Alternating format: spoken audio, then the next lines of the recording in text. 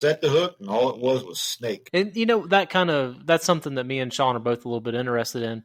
Can we maybe talk a little bit of crappie panfish tactics for a few minutes? Sure, absolutely. I got introduced to crappie fishing through a friend of mine, and he pretty much, we just fished the spawn. So spring spawn, fall spawn. So this is in Colorado? No. This was in Ohio. Oh, in Ohio, okay. Yeah, I just moved to Colorado this past year. Oh, okay. What part of Colorado? Northern Colorado. I live in Loveland. Oh, you live in Loveland. I was stationed in Denver. Oh, okay. Which we'll talk about trying to catch crappie here in Colorado in a minute because It's frustrating me. So for the fall or in the spring spawn, what are some strategies that you find work most effectively for you in your part of the country anyway? Well, we do a lot of what's called spider rigging. I'm sure are you familiar with that? Mm-hmm. Yeah, we're not allowed to do that in Ohio. Yeah, nope. I know. I know. We do it, 4 rods each. So, but during those times, whether it's spawn or pre-spawn, you have to find structure in non-current water. And once you find that, and you can see the fish on it, I don't know what kind of electronics you guys use, but we use the optic stuff now. And basically, let's just take the spider rigging for instance, just for conversation's sake. If you've got 4 rods out, you want to have them all at different depths with different types of baits and lures on there. Now, an example would be a true turn hook with just a minnow on it, just a bare RoadRunner head with a minnow on it. Then you have a double rig that would have, let's say, a RoadRunner on the bottom and a true turn hook about 7 or 8 inches above it, hanging off on a leg line with the minnow on it. And the other one would be just a plain jig, RoadRunner, or whichever one people want to use. Put them at different depths and move them around and go and just work that area until you find out what works. And as most anglers know, if you take a complete column of water out of a lake or a stream or even the ocean, those will have different temperature depths in thermoclines. And once you find those thermoclines on those structure under the water, once you hit that, if you hit it on your 3rd rod that's down at 7 feet, you can almost judge that, say, at 7 feet is a place to be at, because that's where the thermocline is in the water, and that's where those fish are hanging out at. Now, I like to stay within 6 inches to a foot of each one when I'm doing it, and I've been very successful at it. One of the other things that you can do, especially in your area, it's called one-poling. And what a lot of anglers will do is they'll find structure that's sticking up out of the water. And every angler in the world knows that when the sun hits the top of that structure that's out of the water, the baseline underneath the water, that's the first area and the warmest area that will heat up first. And especially during the cold winter months, stumps that are sticking out that radiate heat from underneath the water, crappie will move in and warm themselves up, and they'll hang out right there. And you'll just one pole, just let it go right down the side of that stump or hump or cypress knee or whatever you're fishing on, work your RoadRunner around that, and you'll one pole and catch crappie all day long. Now, we do have a professional that's a 3-time national crappie champion on our team, and he was just recently, 2 weeks ago, he was I can't remember where he was at. It was someplace in Arkansas, but he was using planers and crankbaits, and basically came in 3rd place. A crappie that'll hit a crankbait. That's something to talk about. Well, there's crankbaits that are specifically made for crappie cranks, and this guy, he does it all the time in the summer months, and he keeps the planer boards way out away from his boat. It looks like he's out there, trolling for sailfish almost, but he's got planers out there with crappie cranks on, different colors, depths, and he just putts along with his trolling motor and lets the baits do their work. And he whacks them. His partner got a 312 doing that. So, or a 3.2. I'm sorry. So there are different aspects, different ways to fish. Structure is a big thing. It's like your partner here was saying, shooting up underneath docks. That's a great tactic. Really, really good tactic. My brother and I went to Lake Jordan up here quite a few years ago, and we're shooting docks, and we probably caught 80. It was no problem, So anything with structure, anything that radiates heat, especially during the winter, is a big deal. This time of the year, they're down low, but they're not so low. If you're in 20 foot of water, they're still going to be at 15, 14, 12 feet. And if you can get that planer board to get those cranks down there, you're golden, man. It's real easy to do. So what are some of the things that you look at for a body of water? Like if you look at it and go, okay, I can pretty much guarantee there's going to be crappie in here, and good crappie. Well, sometimes that can be a crapshoot, but when you look, basically when I go to a new body of water, I get the topographical maps first, most current, and I look for points, road beds, sunken docks, any kind of sunken structure. Try and find those points of interest, and look for points that turn into another portion of the lake. I mean, it could be an oxbow that's got a good depth structure to it, where there's a lot of thermoclines in there.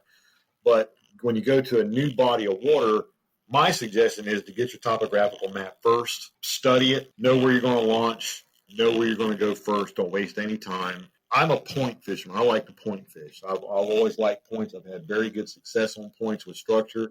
But one of the key things is crappie do not like current. They are not a current fish. No, they're not like a bass or a strike. They're kind of lazy. They're just not into heavy current. Now, you can have a little current, not a big deal. A little bit of current's okay. But if you got a pretty good 5-knot current running through there, you're not going to find any crappie in it. So I just use a topographical map. Look over the lake map.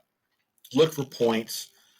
Look for structure, any kind of humps that you can notate on there. Look for humps. Any kind of if the map says that there's a cypress knee bed somewhere out in the lake, I'd go fish that too in a heart.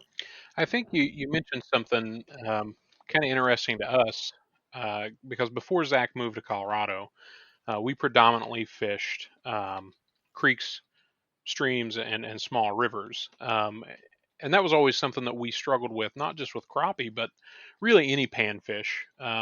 Because I will and still do make the argument that panfish are some of the most fun fish to catch, because even though the little ones are easy, the big ones, it gets exponentially harder and harder to catch as they get bigger and bigger. Sure.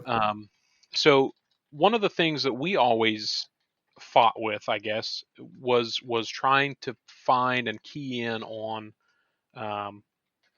crappie or panfish in moving water. That's something that we always kind of struggled with. If you were to fish, a moving body of water with some RoadRunners for some crappie, how would you approach it? I would find any place that has any kind of an eddy to it, something that breaks up the current. So if the current's going from right to left, and you can see a little indent where there might be some houses and docks where the current's not so strong, I would definitely roll up in there and shoot the docks and try and find the thermoclines in there. Heavy current is just not conducive to crappie. They're just not really into it. Like I said, you can find them in there, but it's very rare that if they're in a body of water that's moving so good that your boat just kind of cruises right, and you're not going to catch crappie. You got to find an eddy somewhere, or the indentation in the land where there's homes and whatnot, where the current is broken up. You're going to be a lot better off. How about other types of panfish, say like a bluegill or reddy or something like that? Well, when you're looking at bluegill and sunfish and red ears and shell crackers and stump knockers and things like that, that's you're looking at kind of the same concept. You'll catch more bluegill than in a current situation than you will crappie, but most current stuff is especially around our area. Current around here is for stripers and spotted and largemouth bass. That's and catfish too. But when you're looking at crappie panfish, they won't stay very much in current. So, like I said, you find an indentation in the land where the current is a lot less, down by 75% if you can do it.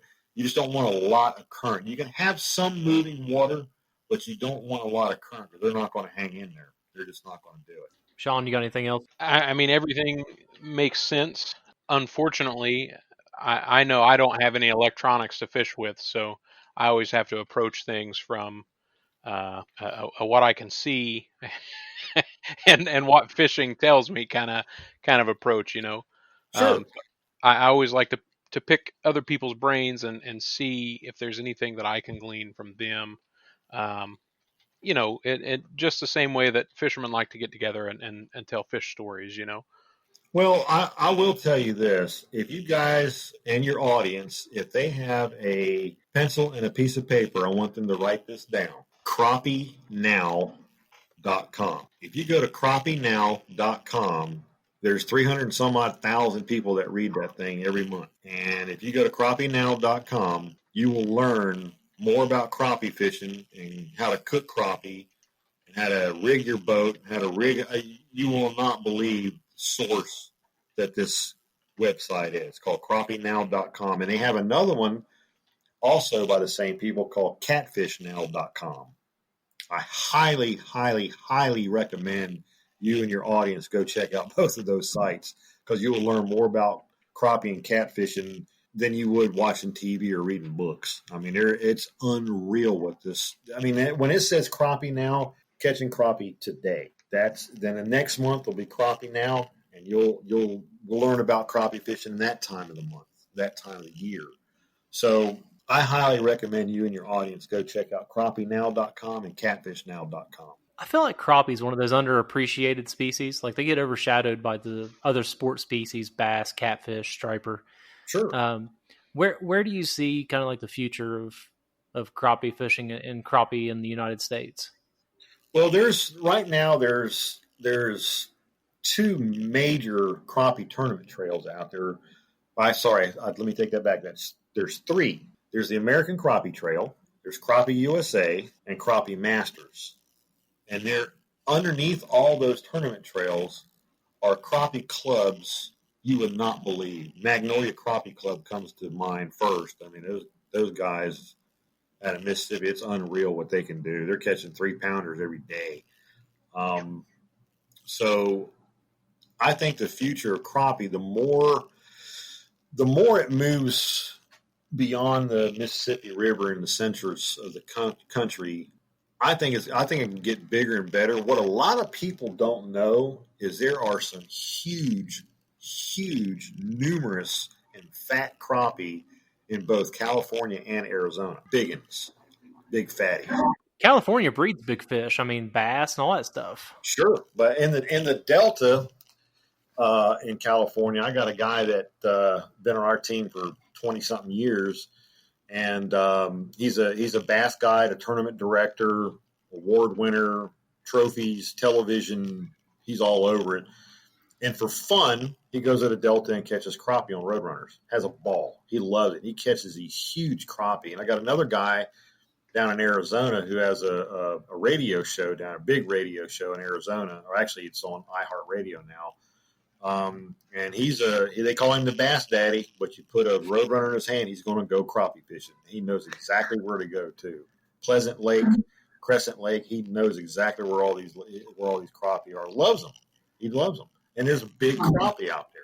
They're one of the most fun fish to catch, but I'll tell you, they've ruined me on other species. Sean's going to get a laugh because if I go bass fishing now, I don't have the same hook set that I did years ago. Oh, you don't have the heavy swing, huh? No, I don't rip faces off. I just kind of little light tug because from years of crappie fishing, I don't I don't want to rip their delicate mouths.